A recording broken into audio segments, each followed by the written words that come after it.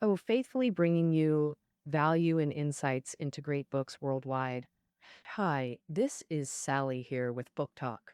Today, we're interpreting for you the novel Doctor Zhivago by the Soviet writer Pasternak. Since the Nobel Prize in Literature began over 100 years ago, there have been just two times winners refused the award.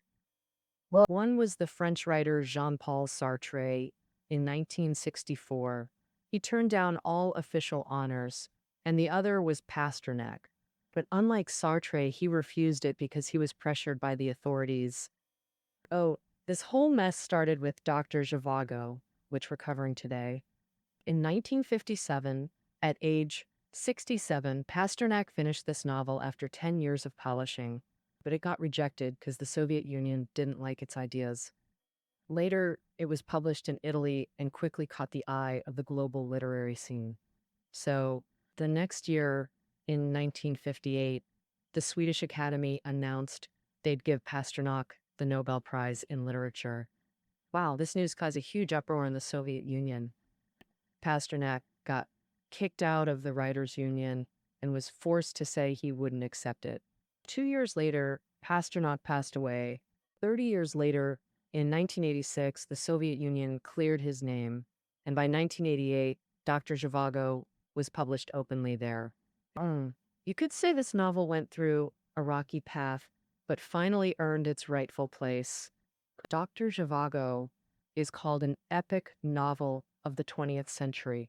Over 500,000 words covering historical stuff like both world wars, Russia's February Revolution, October Revolution, Civil War, and touching on morals, politics, philosophy, society. It's all over the place. In the story, the main character, Dr. Yuri Zhivago, and Lara from the Ural Mountains live in Russia during this chaotic time. One's a married man, the other's a married woman. They meet up multiple times in the novel and slowly fall into a tangled romance. The hero, Yuri Zhivago, who becomes Dr. Zhivago, comes from a well-off Moscow family. He had it all, but his dad was a drunk who ditched them, and his mom died young from pneumonia. The novel starts in 1901 with young Zhivago going to his mom's funeral with the grown-ups.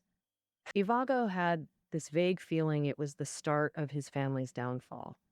Meanwhile, Tsarist Russia was also heading toward its end. After 1901, Russian society was seething with undercurrents as the workers' movement gained momentum. And Zhivago's uncle was a scholar, deeply concerned about his country. He taught Zhivago poetry, music, and literature, and often discussed issues like land distribution and social poverty with him. Influenced by his uncle, Zhivago held this anticipation for the possible revolution and an unknown new era, even more than his worries about his family's decline. So, despite his literary talent and love for poetry, Zhivago chose medicine in university because he believed it could directly help people. Zhivago got engaged before graduating. His wife, Tonya, was from a similar social class. Her family had property too, and her father, like his uncle, was a top intellectual in Tsarist Russia. They rushed the engagement because Tanya's mother's health was failing, and she wanted to entrust her fragile daughter to Zhivago before passing. Just before their wedding, Tanya's mother passed away. Now, our heroine, Lara, came to Moscow from the Ural Mountains with her mother, and her family background was much poorer than Zhivago's. Her father died young, and her mother was timid, easily scared, and emotional. She depended on a lawyer named Komarovsky for survival. Well, Komarovsky became obsessed with young Lara. She was at that first love age. At first, she avoided him, but eventually became his lover, falling under his control. This forbidden relationship weighed Lara down with heavy guilt. Oh, at his uncle's hospital, Zhivago once saw Lara. That was when her mom discovered Lara's relationship with Komarovsky, freaked out, and tried to poison herself, but got saved in time. At the scene, Zhivago saw Lara with Komarovsky. He thought this kept girl was vulgar, but sensed resentment too, leaving him deeply conflicted about her. But 3 years later, Lara changed a lot. She became a tutor, got into a relationship with a country boy named Pasha, and they planned to marry and build a happy home. For this, Lara decided to ask Komarovsky for money to settle things and officially end their relationship. That day, Komarovsky was attending a banquet. Lana ran into a prosecutor there who'd once crushed worker movements. One of her worker friends had suffered because of him. In a fit of rage, Lana shot at the prosecutor, missed, then fainted from the shock herself. Zhivago was there too and got totally startled by Lana's actions. After the shooting, Komarovsky got spooked, figured clinging to Lana might backfire, so he rented a place for Lana and Pasha and kept his distance. Just like that, the young lovers had their own home and got married.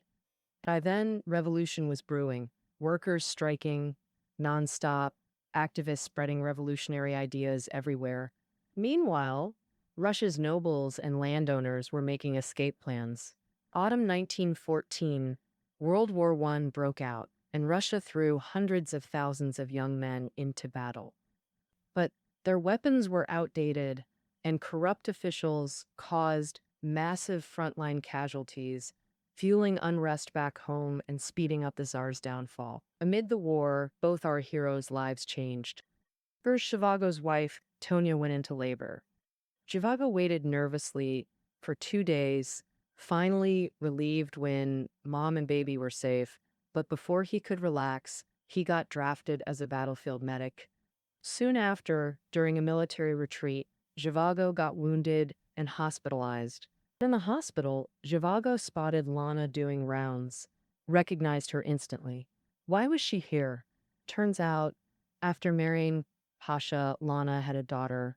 She treasured this marriage, loving her husband fiercely, like she was atoning for past sins. But Pasha, coming from peasant roots, got Lana looked down on him and couldn't get over her history with Komarovsky.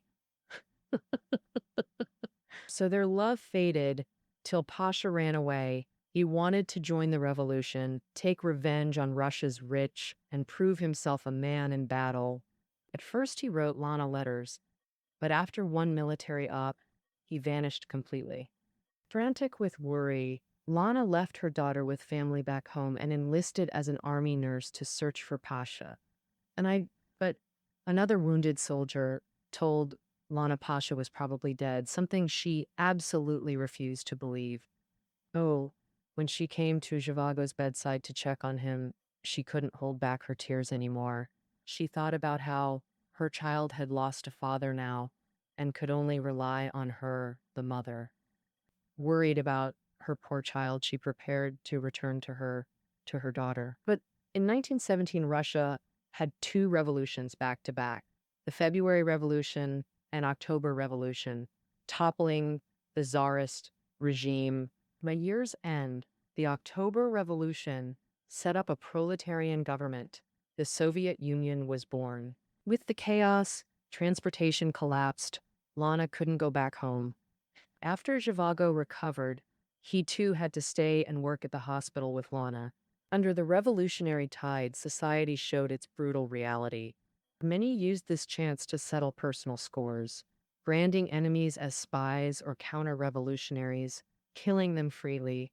Everything lost its shine. No one to trust, nothing to rely on. Zhivago got letters from his wife and friends. Moscow was in panic and chaos. Zhivago's family got hit by new land policies plus inflation, plunging into poverty overnight.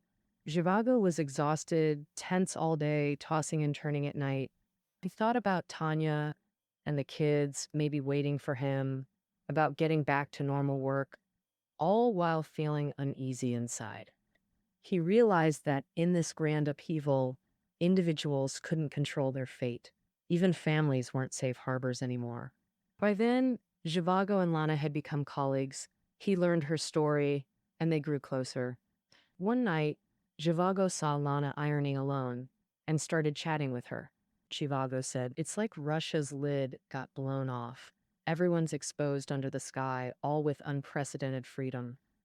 Then he hinted that as a man, he wanted to join this revolutionary tide, but worried about Lana's safety. Lana was so captivated, she forgot her work, ironing right through the clothes without noticing. This was Zhivago's first confession to Lana. A bit sudden, yet it made perfect sense. Working together day in and day out, Lana didn't know if her husband was alive and missed her daughter back home.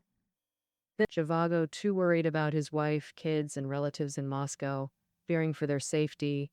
Oh, in these chaotic times, they felt each other's inner anxiety and loneliness, deeply empathized, and mutual affection blossomed. Lana definitely caught the meaning in his words, but she didn't respond. She wasn't that naive girl from the past anymore. Um, a week later, Lana just left the hospital and went back. Oh, a few days later, on a stormy night, Zhivago heard a knock. As he opened the door, he imagined Lana standing there, soaked and expectant, but sadly, no one was there. But in his mind, Lana was always moving around him. He could almost see her changing clothes, walking into the kitchen, warming by the stove fire, smoothing her hair, laughing, and telling Zhivago about his disheveled state. Not long after, Zhivago returned to Moscow to reunite with his wife.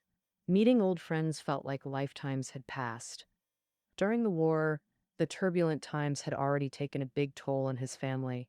For instance, Zhivago's family were once big shot landowners, but now he had to give up houses for others to live in.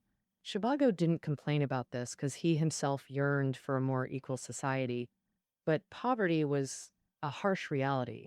After the October Revolution, the Soviet Union sank into economic crisis. Prices soared, supplies ran short. Zhivago's family lacked essentials like bread and firewood. Russian winter came, bringing darkness, hunger, cold, and disappointment with the revolution weighed on him. At home, the novel writes that if it weren't for all the little chores needing attention and keeping him busy, if it weren't for his wife, kids, and earning money through house calls, filling his life's emptiness, he'd have gone crazy. To survive, Tanya started baking bread, but made no money. The family had only 2 logs left, couldn't even fix breakfast, while blizzards raged outside. By April 1918, Zhivago's family couldn't keep living in Moscow anymore. They took a train through the Ural Mountains to a village called Verakino. That's where Tanya's grandfather's estate was. It was an insanely bumpy trip, roads often blocked by heavy snow, forcing passengers to get off and help shovel. Once, they shoveled nonstop for 3 days and nights.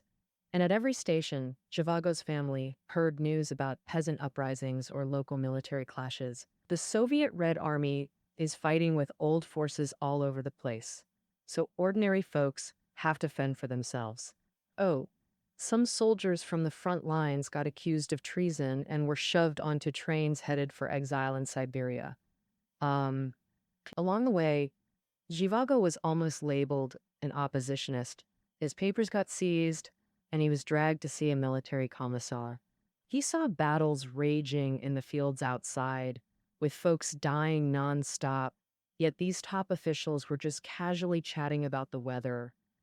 The news and sights left him disappointed and uneasy.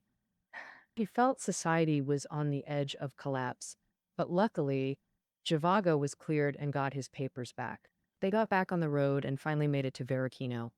But this remote village is now run by a Soviet official, and under new land policies, they've confiscated all of Tanya's family's land and property. This meant Zhivago's family lost their foothold completely. Still, out of pity, the official gave Zhivago's family a house to stay in temporarily. Coincidentally, he also heard that Lara's husband Pasha might be dead. He added that there's a new Red Army commander active around here, leading troops to wipe out leftover old forces. The official didn't know this new commander was actually Lara's husband. Pasha had just changed his name. While staying in Varikino, Zhivago's family got basic food, firewood, and tea. They made it through that winter safely. Tanya got pregnant again, and Zhivago picked back up his habits of reading, writing poetry, and journaling. He also went to read at the library in the nearby town, and unexpectedly, at the library, Zhivago ran into Lara again. At that moment, staring out at the street, he thought about how Russia was drowning in bloodshed, wailing, killing, ruled by lies, everyone's lives in chaos, and he couldn't calm his mind. Suddenly, Lara's figure flashed before his eyes. That day, the librarian kept sneezing from a cold, and Lara stepped in to help, easing the awkwardness. Others nearby saw this and smiled at Lara with relief. Zhivago was amazed, but he didn't approach her right away. He just sat behind Lara, secretly watching her read. He felt Lara's expression was so natural, like drawing water or peeling potatoes, with a beauty straight from the earth.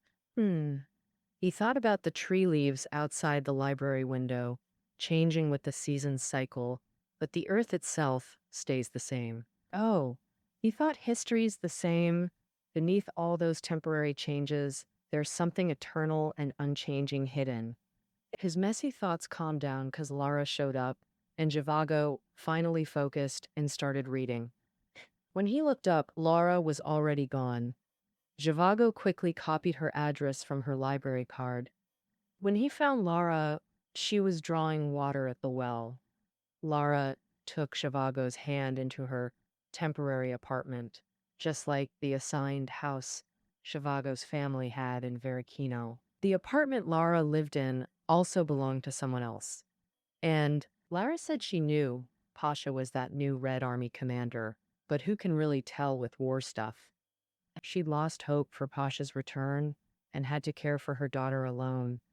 She said she didn't know when these days would end. That day, Zhivago stayed at Lara's apartment. He told Tanya he got delayed in town and stayed overnight at a hotel. This was the first time he lied to his own life.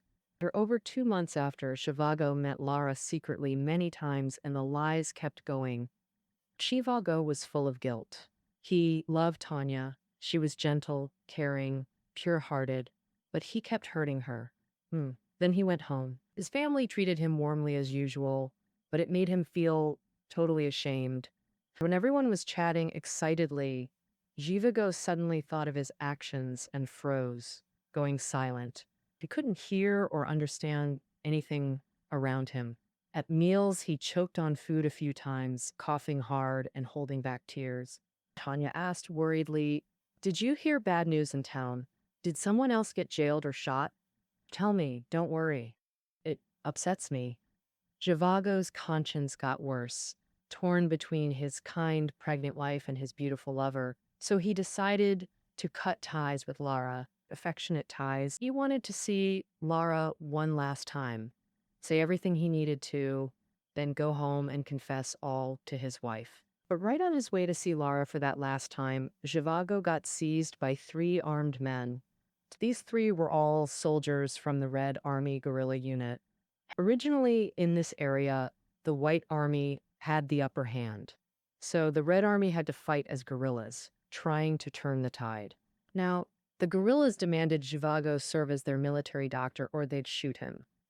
And Zhivago had no choice but to obey. He worked with the guerrillas for 2 full years, during which he tried to escape 3 times, but failed every time. Before, Zhivago had been a victim of the civil war and chaos, fleeing with his family. Now he saw the cruelty of war firsthand. This cruelty had nothing to do with which side was just or evil in the conflict. Once, while marching with the guerrillas, a telephone operator beside him was killed. Zhivago took the operator's gun and shot a White Army soldier. That soldier was just a boy, very handsome, with a pained expression of forgiveness on his face. Zhivago found the wound wasn't fatal, treated him quickly, and later secretly set him free. But by the custom of the time, prisoners or wounded were often bayoneted. Despite the dangers over those 2 years, Zhivago managed to survive. He focused on his work, trying to shed his former identity as an intellectual. He tried hard to understand what was happening in this ancient country. In the end, he grew tired of the guerrilla commander's political propaganda and became convinced the civil war was fratricide. In this nihilistic despair, he missed his wife and lover. He thought about how he didn't even know if his second child was a boy or a girl. He worried more about Lara's safety and finally seized an opportunity to escape. He walked along the railway and roads all the way to Lara's apartment. He was ragged and weak, with only a piece of begged bread and a dirty lump of lard in his pocket. Stumbling along, he finally reached the apartment door. He saw that Lara had left him a long note. It turned out Lara had taken her daughter back to Veracino and left the key to her apartment for Zhivago. Lara also told Zhivago that Tanya had given birth to a daughter, but Tanya and the family had been recalled to Moscow by the government. Zhivago went to Moscow, filled with deep self-reproach. Although his family was safe, he hadn't contacted them at all during those 2 years with the guerrillas. Um, oh, that night Zhivago slept in Lara's apartment, haunted by nightmares. The place had been empty so long. Fat rats scurried everywhere, making terrifying noises. Zhivago dreamed of his own son crying outside the door, but with hot tears in his eyes, he couldn't let the child in because he had another woman now, and he felt typhus coming on. On his journey, he'd seen countless people dead from typhus and starvation. In this desolate, anxious, delirious state, he drifted in and out of sleep, worrying about his wife and kids. But later he heard voices and found he'd moved from the couch to the bed. His dirty clothes changed, his hair touching Lara, their tears mingling. Lara had returned. Zhivago and Lara stayed in Barakino for 2 weeks. During this time, Zhivago felt happiness like never before. In his eyes, Lara's life held Russia's very fate. Lara had been seduced and lost her innocence, suffered marital collapse, journeyed alone to find her husband, met another lonely soul, Zhivago in her solitude.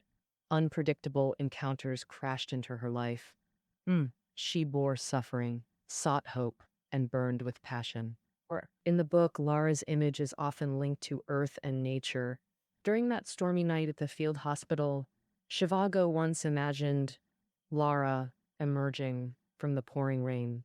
Now, in their Verikino cottage, he saw Lara enter daily, covered in snowflakes, filling him with profound peace, like he owned everything. In Lara, Zhivago found his attachment to the Russian land. He couldn't bear to leave. He had to protect her. The novel writes that Lara was both Zhivago's spiritual mother and a symbol of Russia's suffering motherland. She nurtured all life on Russian soil. Zhivago wrote at his desk in the pre-dawn hours. Hearing wolves howl on the snowy ground outside, seeing the pure sky, stars, crescent moon, white snow, then spotting Lara lying on clean bedsheets. In the entire novel, this moment was Zhivago's peak of happiness. He couldn't help but whisper it aloud. Oh Lord, all this belongs to me. Why have you bestowed so much upon me? How could I allow myself to approach you? How could I be allowed to stray into your infinitely precious land, under your starlight, prostrating at the feet of this reckless, obedient, ill-fated, and immensely precious woman? But he also knew that happiness is fleeting. They were two drifters with no place to belong, only temporarily coming together. She and Lara discussed the future rationally. Lara told Zhivago that if Pasha could return, she would still be with Pasha, and Zhivago also felt he should return to Tanya's side. Yet both their wishes were dashed. First, Zhivago received a letter from Tanya overseas. Turns out, Tanya and the others had gone to Paris. She didn't know if Zhivago was alive or dead, and wrote this letter purely on a whim. She wrote this letter. The letter said, "If you're still alive, just be with Lara. I'll take care of your children." Zhivago finished reading the letter, knowing he might never see them again, and was heartbroken. Secondly, Lara's husband Pasha couldn't return either. Although Pasha was a Red Army commander. He was persecuted in political struggles, now fleeing in Siberia, and Lara and her daughter would be implicated because of him. Just then, that lawyer Komarovsky, who once kept Lara, reappeared. He told Lara, "Come with me, I can keep you and your daughter safe." He also told Zhivago, "I can get you across the border." But Zhivago didn't want to leave the country because he held a sincere passion for the Russian land and a deep sense of national responsibility. He resolved to endure suffering with his people. Oh, in the eyes of the writer Pasternak, this sentiment is the noblest thing in Russian intellectuals. But at the same time, Zhivago tried to get Lara to go with Komarovsky because he had already lost his wife and family and felt deeply guilty about it. Now he himself had nowhere to go in this frozen wilderness. If Lara followed him and something happened, he would regret it for life. Their parting didn't have the air of a final farewell. Zhivago simply told Lara that once he found a horse, he would follow right away. But in reality, he stayed in Varikino. Zhivago watched Lara's sled recede, growing smaller and smaller, wondering if she would stop and look back. The sled went farther and farther until it disappeared from sight. He murmured, "Goodbye, Lara. See you in the next life. Farewell, my beauty, my priceless one. Endless, eternal joy as dusk approaches." He felt that today's sky darkened to comfort a lonely soul. Zhivago stayed behind, spending days and nights alone, thinking and writing. Then one day, a man came to his house, turned out to be Lara's husband, Pasha. While Zhivago chose to drift along, trying to protect his family and lover, Pasha chose a path of joining the revolutionary tide. He changed his name, became a Red Army commander, hardened his heart in war, especially cruel to the former bourgeoisie. He longed to return home in glory and win back Lara's love. But he was politically naive. His great military feats drew suspicion and hatred from the higher-ups. And when he realized it, he was already a wanted traitor. No way to serve his country, no home to return to. After learning of his plight, Zhivago comforted him with a few words. Early the next morning, he found Pasha fallen in the backyard. He'd killed himself. Pasha's tragic life deepened Zhivago's sorrow. He felt endless grief over this revolution and the path Russia had walked. The novel's final part tells the protagonist's ending. In 1922, Zhivago returned to Moscow. He couldn't reach his family in Paris and was desperately poor for a while. Later, he found a woman, married her, and had 2 kids. But Zhivago's health got worse. One day, he collapsed on a tram, died soon after in the hospital.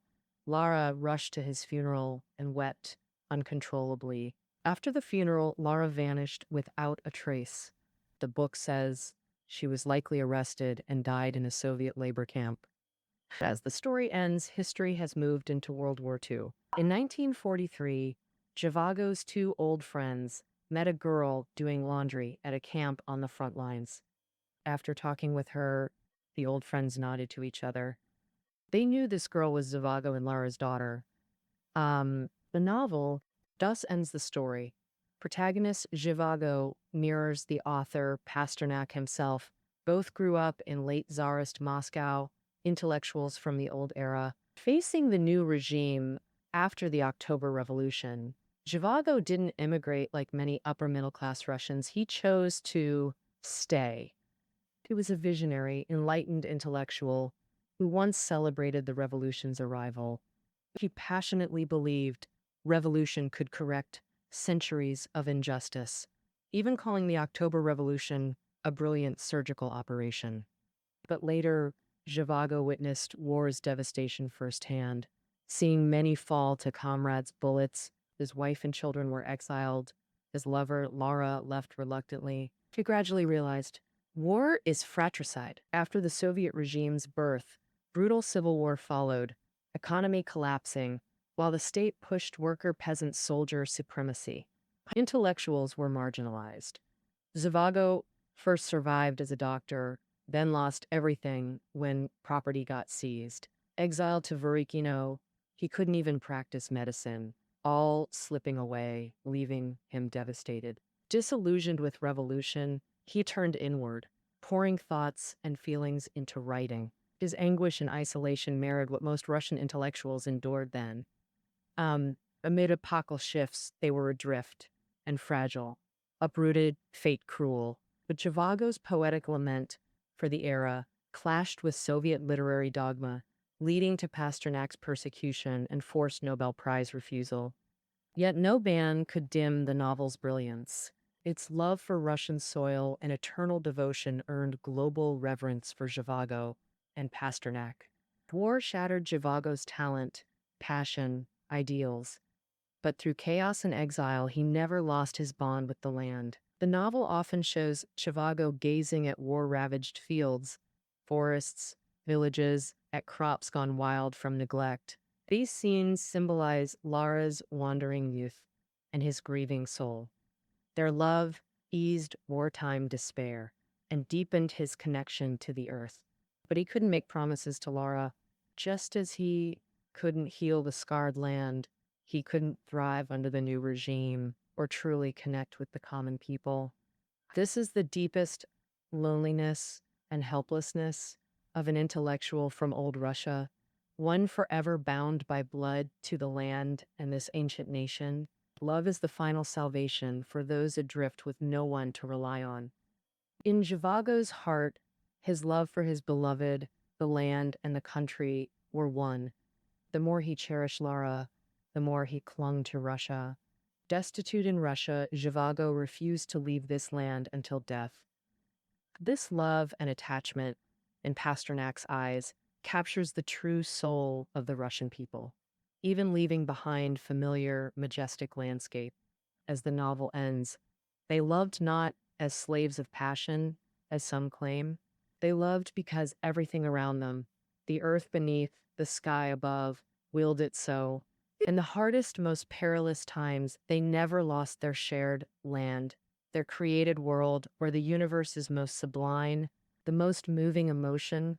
All right, that concludes our interpretation of the novel Doctor Zhivago. Reading notes are below the audio. See you tomorrow.